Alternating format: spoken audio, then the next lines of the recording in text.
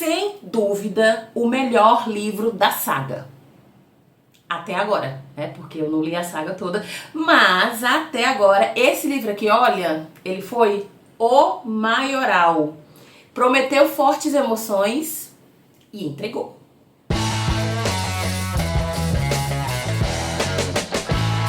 O livro dessa semana é A Torre Negra, volume 3, As Terras Devastadas. Sim, já estamos falando aqui do volume 3, né?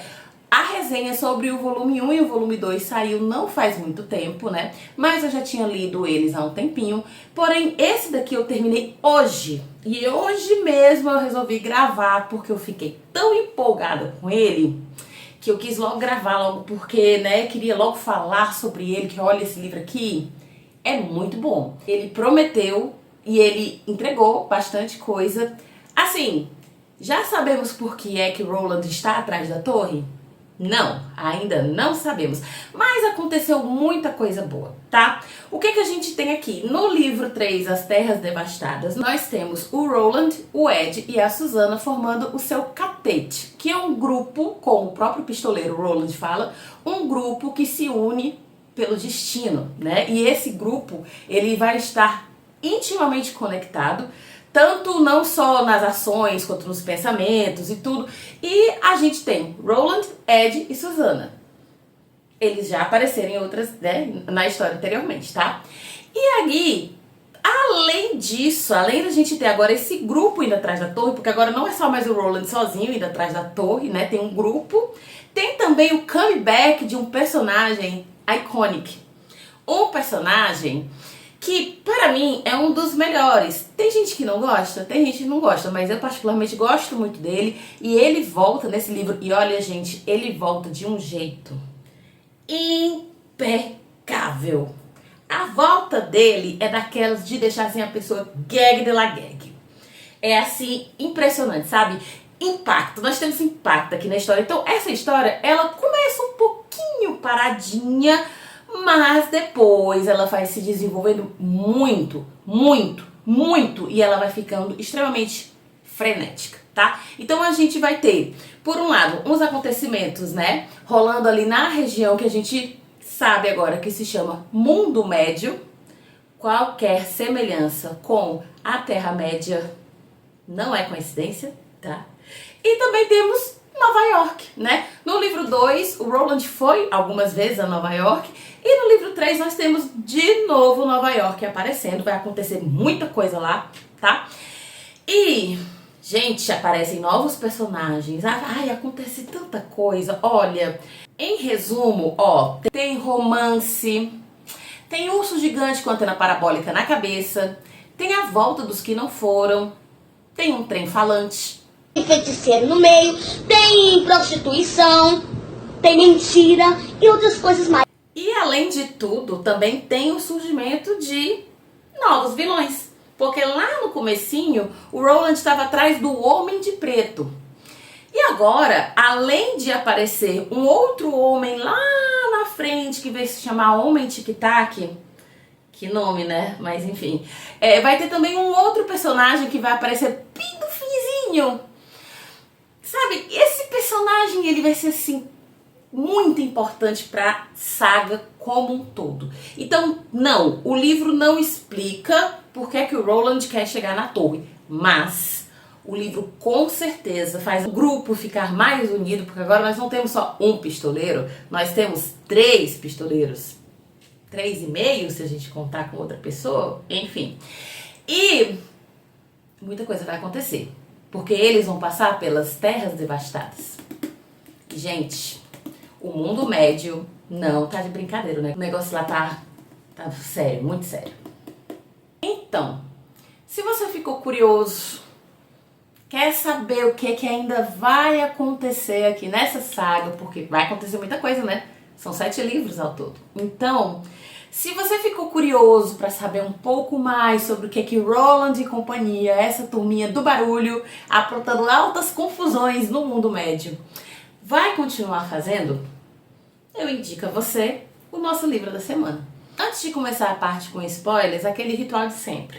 lembrar vocês de se inscrever no canal. Se esse vídeo chegou até você, mas você não conhecia o Bafulê Literário, então venha conhecer, se inscreva no nosso canal, que tem muita resenha. Todo domingo sai resenha com spoilers de livros. Tem também alguns vídeos sobre livros que eu gostei ou não gostei, enfim. E também tem resenhas no Instagram e no TikTok, mas as resenhas que vão pra lá, elas não são com spoilers.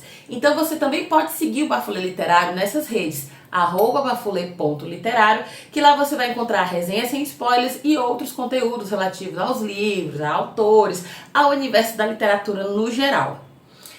E agora vamos começar. Primeiro, Jake is back. Glória a Deus, Jake está de volta. Jake, o melhor personagem, e não há nada nem ninguém que me diga o contrário, sendo que, né, tô no terceiro livro da saga, então, tipo, muita coisa pode acontecer, inclusive o Jake deixar de ser o meu preferido, mas por enquanto, meu amor, Jake voltou. E depois de Jake ter morrido no primeiro livro, mas aí eu te pergunto, Angélica, a volta de um morto-vivo, a volta dos que não foram? Então, o Jake morreu. Ele morreu no mundo dele e foi para o mundo médio no primeiro livro. E lá ele morreu também, né? Porque o Roland deixou ele morrer, né? Tipo assim, ai amiga, olha, preciso me livrar de você para chegar na torre, então beijo, tchau, né? Dia 29, final do mês, para você morrer. Infelizmente, filho, gosto muito de você, você é um amigão. Se considere morto, infelizmente. Só que no segundo livro, se você tiver lido o segundo livro, né, quando o Roland entra na mente, né, no corpo do Jack Mort, ele descobre que foi o Jack Mort que empurrou o Jake e matou ele na nossa terra, no nosso mundo real. Então ele não mata o Jake. Daí isso cria um paradoxo. Cria-se uma nova história. Porque se o Jake não morreu no mundo real, ele não foi para o mundo médio. E se ele não foi para o mundo médio, ele não morreu no mundo médio. E aí, o que é que acontece? Nós temos um Roland que fica escutando vozes. O Roland já não sabe mais o que é que está acontecendo, o que é verdade, o que não é. Porque ele lembra que esse menino não existia, mas ele também lembra do menino. E nós temos um Jake vivendo lá em Nova York que também está surtando, porque ele tem a lembrança da vida dele normal, mas ele tem uma lembrança dessa vida que ele viu no mundo médio, inclusive da morte. E aí você fica, eita, Josh, mas aí tudo tá conspirando para levar o Jake de volta pro mundo médio. E sinceramente, com aquela família que o Jake tinha, eu acho que eles nem sentiram falta do menino, mas enfim. O Jake começa a coletar diversas pistas, porque a gente tem que perceber que o Jake é um menino muito inteligente. Inclusive, disseram assim, o Stephen King não sabe escrever criança. Eu acho que eu preciso concordar um pouco, porque as crianças deles são muito adultas, né? Tipo, o Jake tem 11 anos, mas eu confesso que quando eu comecei a ler os livros da Torre Negra, eu pensava que ele tinha pelo menos uns 14, 15. Porque ele é muito adulto em muitas coisas, né? Mas enfim. E o Jake começa a ver todas essas pistas, a juntar todas essas pistas e descobrir que ele, de alguma forma, ele precisa seguir essas pistas. E essas pistas estão levando ele para onde? Para o mundo médio. E lá no mundo médio nós temos o nosso catete lindo e maravilhoso, o casal Ed e Susana, que para quem não lembra, Susana é Odetta e Detta, que agora nem é mais Odetta, nem é mais Detta, é Susana, tá? Melhorou um pouco, porque a Odetta era meio fresquinha e a Detta era insuportável, né? Mas agora nós temos esse casalzinho lindo e temos o Roland, né?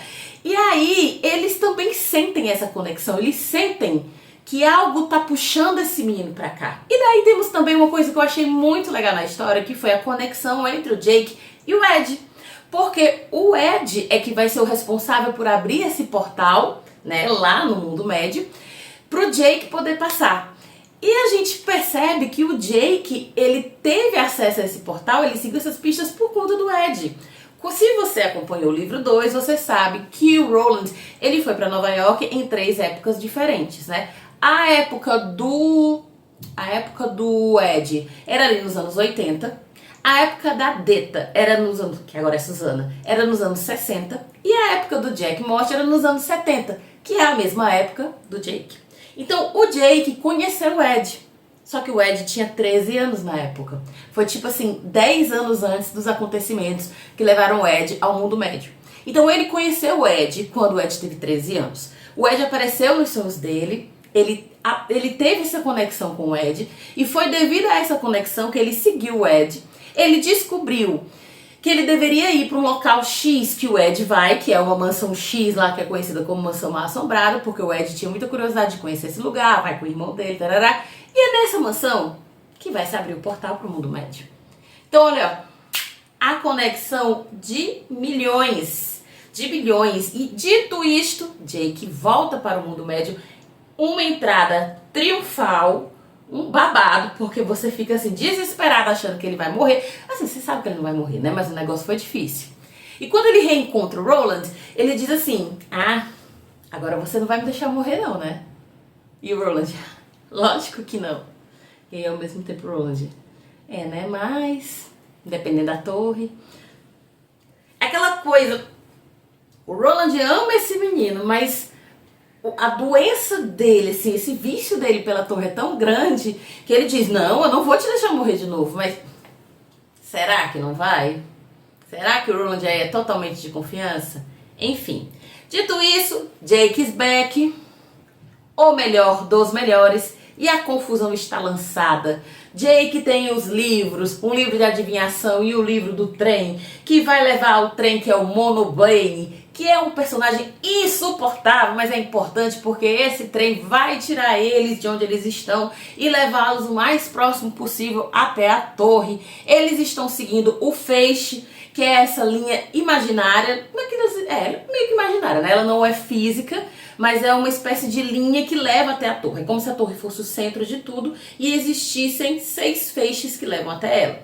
E aí eles começam a enxergar, entre aspas, esse feixe, vão seguindo esse feixe, o que leva eles até a cidade de Lud, onde eles conhecem um pouco mais do que aconteceu, acontece mais um monte de coisa, acontece um monte de tiro, porrada, bomba, faca, uma confusão, mas eles conseguem ir embora no Mono Blaine, que é um personagem insuportável, diga-se de passagem. Nesse meio tempo, apareceram outros personagens insuportáveis, mas apareceu um maravilhoso, lindo divo, que eu amo muito já, de paixão, mas eu também estou com medo que o Stephen King mate ele futuramente, porque é a cara dele matar assim, né, personagem querido. Stephen King e Shonda Rhimes, os dois a 80 quilômetros. Quem é maior responsável por matar personagem querido? Que é o Oi. Oi. É Oi. O nome dele é Oi. O Oi é um animalzinho que aparece, que ele é meio que parecido com um texugo, mas ele também late, tá? E ele meio que se torna um pet do Jake, né? Ele se aproxima do Jake, eles são de um tipo de animal que inclusive o Roland achava que nem existia mais, que é muito inteligente, que consegue falar, ele consegue repetir algumas coisas. E aí o nome dele é Oi, porque quando o Jake conhece ele, fala Oi, ele repete Oi. E aí o Jake resolve dar o nome de Oi pra ele. E o Oi é um divo, gente.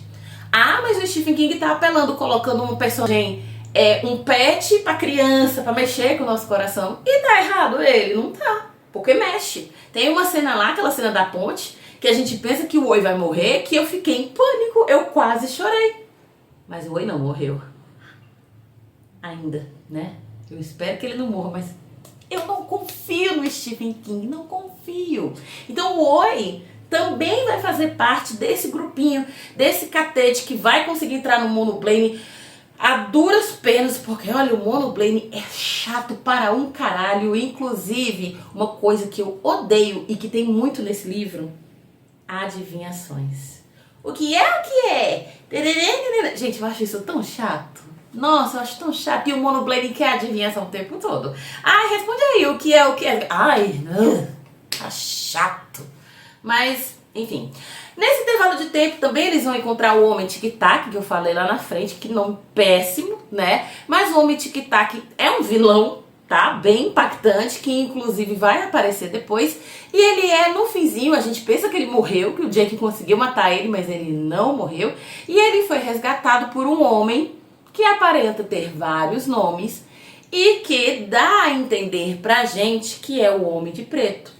que também era o Mago Marten, da época em que o Roland era jovem, que também é o Randall Flagg, que é um personagem que vai aparecer em um outro livro do King, que é muito famoso, que se chama A Dança da Morte.